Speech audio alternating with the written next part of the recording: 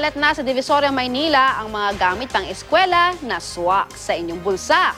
Ang ibang magulang sang-ayon naman daw na yung sinasabi na no uniform policy na gusto pong ipatupad ni incoming President Rodrigo Duterte. Makibalita tayo kay Jasmine Gabriel. Uniforme, bag, sapatos at mga gamit pang eskwela. Murang-murang mabibili ang mga yan sa Divisoria, Maynila. Naglalaro sa 105 hanggang 265 pesos ang presyo ng polo at blouse. 125 hanggang 230 pesos naman sa mga palda.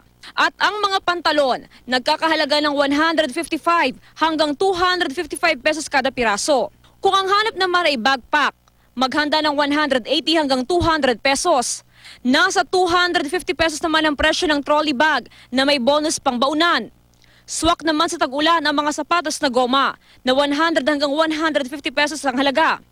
Ilang tindahan ng bukas 24 oras.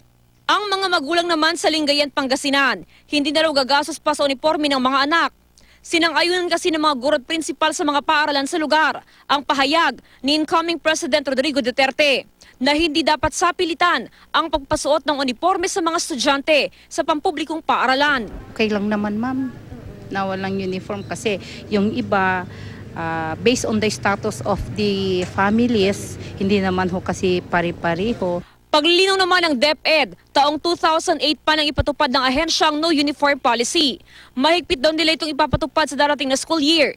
Ipinaalala rin ng DepEd sa mga pampublikong paaralan na walang dapat singilin para sa mga ID ng mga estudyante. Double shifting naman ang nakikitang solusyon sa kakulangan ng upuan sa mga paaralan sa bayan ng Binmaley.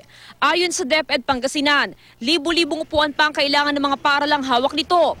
Mahigit 4,000 enrollees daw ang inaasahan nila ngayong pasukan. Meron tayong mga big schools at yung mga big schools natin kung one per municipality, mga 22 municipalities or more ang magdo-double shifting. Ang isang furniture shop sa bayan, abala sa paggawa ng mga upuan.